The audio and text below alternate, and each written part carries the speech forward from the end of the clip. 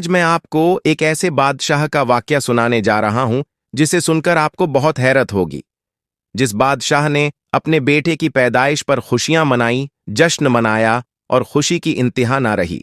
जब वह बेटा बड़ा हुआ तो उस बेटे ने ही अपने बाप को तीर क्यों मारा और आखिर में बादशाह ने उसे सल्तनत का राजकुमार क्यों बनाया और नजूमी ने किस सितारे की बात की थी, यह सब समझने के लिए हमारे इस चैनल को जरूर सब्सक्राइब करें। वीडियो में आखिर तक बन रहे और वीडियो को लाइक जरूर करें और दूसरों तक शेयर करें। तो चलो वीडियो को स्टार्ट करते हैं। कई 100 साल पहले मराकेश पर एक बादशाह हुकूमत करता था।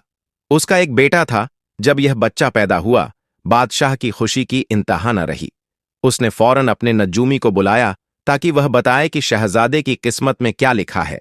नजूमी ने अपनी किताब खोली और इल्मे नजूम के हिसाब से शहजादे की किस्मत का हाल देखा। जब नजूमी हिसाब किताब कर रहा था तो बादशाह ने देखा नजूमी के चेहरे पर एक रंग आ रहा था और एक जा रहा था। वह बार बार किताब के सफ़े उलट पलट कर रहा था, जैसे उसे हिसाब किताब में कहीं गलती हो रही हो।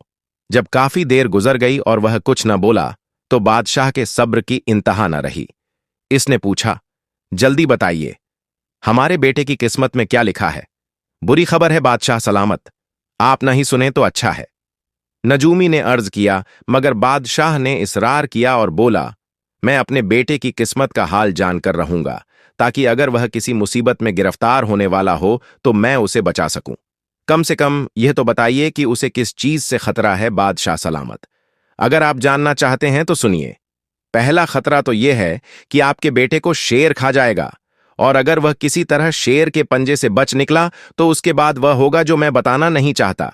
मैं यह मनहूस बात अपने मुंह से नहीं निकाल सकता। शेर के खा जाने से ज्यादा मनहूस बात क्या हो सकती है? आप कहें तो सही, बादशाह ने जरा सख्त लहजे में हुक्म दिया। नजूमी खामोश हो गया। बादशाह ने पहले तो उसे डराया धमकाया, फिर उसकी मिन्नतें की। नजूमी पर बद्दी मुश्किल से थोड़ा सा असर हुआ और वह कुछ देर बाद गला साफ करते हुए बोला, बादशाह सलामत, मुझे डर लगता है। बादशाह बोला, डर किस बात का? आलीजा, अगर मैंने सब कुछ बता दिया जो सितारे कहते हैं तो मुझे डर है कि मेरी जान की खैर नहीं। नहीं, हरगिज नहीं। मैं कसम खाकर कहता हूं, तुम जो भी कहोगे मैं सब्र से सुनूंगा। तुम्हारा बाल भी बांका ना होने दूंगा। बहुत अच्छा हुजूर, नजूमी ने इत्मीनान का सांस लिया। मैं आपको सब कुछ सच सच बताता हूं। सितारे कहते हैं कि अगर शहजादा शेर के निवाले से बच गया तो वह आपको जान से मार डालेगा। बादशाह ने चुप्पी साध ली। कुछ देर तक नजूमी ऐसे देखता रहा जैसे उसे कुछ सुनाई न दिया हो। फिर दोनों हाथ आसमान की तरफ उठाकर दुआ मांगी। दुआ के बाद नजूमी से बोला, जो कुछ भी हो, मैं अपने और अपने बेटे की जान बचाने की कोशिश करूंगा। लेकिन नजूमी, सितारे गलत भी तो कह सकते हैं। हां, सितारे गलत भी कह सकते हैं। नजूमी ने बादशाह को खुश करने के लिए कह दिया, वरना उसे यकीन था कि सितारे गलत नहीं कहते। बादशाह ने उसी वक्त अपनी बदनसीबी के साथ लड्डेचने का फैसला कर लिया। इसने महल से कई मील दूर पहाड़ी की चोटी पर एक अलग थलग जगह तलाश की, जहां इंसान और हैवान किसी का गुजर न हो। उस जगह उसने जमीन के अंदर एक तहखाना बनवाया जिसमें उसका बेटा रह सके। इस तहखाने का एक ही दरवाजा था। दरवाजे को दरख्तों और झाड़ियों से अच्छी तरह ढांप दिया गया। जब तहखाना मुकम्मल हो गया तो मासूम शहजादे को उसमें उतार दिया गया। उस वक्त शहजादे की उम्र 1.5 साल थी। उसकी आया उसके साथ थी। दोनों इस तहखाने में रहने लगे। दिन, महीने और कई साल गुजर गए। बादशाह महीने में एक बार अपने दरबारियों के हमराह तहखाने पर आता। दरवाजे से नीचे कमरे में सीढ़ी लगा दी जाती। शहजादा और उसकी आया दोनों सीढ़ी के जरिए बाहर आते। बादशाह बेटे को गोद में लेकर प्यार करता और देर तक उसके साथ खेलता रहता। फिर ठंडी आह भरकर आया को हुक्म देता कि वह बच्चे को लेकर नीचे चली जाए। उसके बाद वह घोड़े पर सवार होता और गमजदा दिल के साथ महल में वापस आ जाता। यही किस्सा चलता रहा और बादशाह का बेटा 7 बरस का हो गया। एक रोज इत्तफाक से शिकारियों की एक टोली शेर के पीछे उधर आ निकली। वह लोग शेरों को घेरना चाहते थे और शेर कहीं छुप जाना चाहता था। वह दौड़ता हुआ उस जगह पहुंचा जहां तहखाना बना हुआ था। ज्यों ही शेर का भारी जिस्म गार के दहाने पर उगी हुई घास और झाड़ियों पर पड्ढा, वह तहखाने के अंदर जा गिरा। शेर झलाया हुआ था, उसे भूख लगी थी। उसकी नजर शहजादे पर पड़ी तो उसने उस पर हमला कर दिया। शहजादा बेहोश होकर गिर पद्धा, उसका कंधा जख्मी हो गया था। आया उसको बचाने के लिए आई तो बिफरे हुए शेर ने उसकी तिनका बोटी कर दी। शहजादा तहखाने के फर्श पर बेहोश पड़ा था। इस अरसे में शिकारी शेर को तलाश करते हुए तहखाने के पास आ पहुंचे। यहां आकर उन्हें पता चला कि शेर के दहाड़ने की आवाज जमीन के अंदर से आ रही है। उन्होंने नीचे झांक कर देखा तो तहखाने में शेर मौजूद था।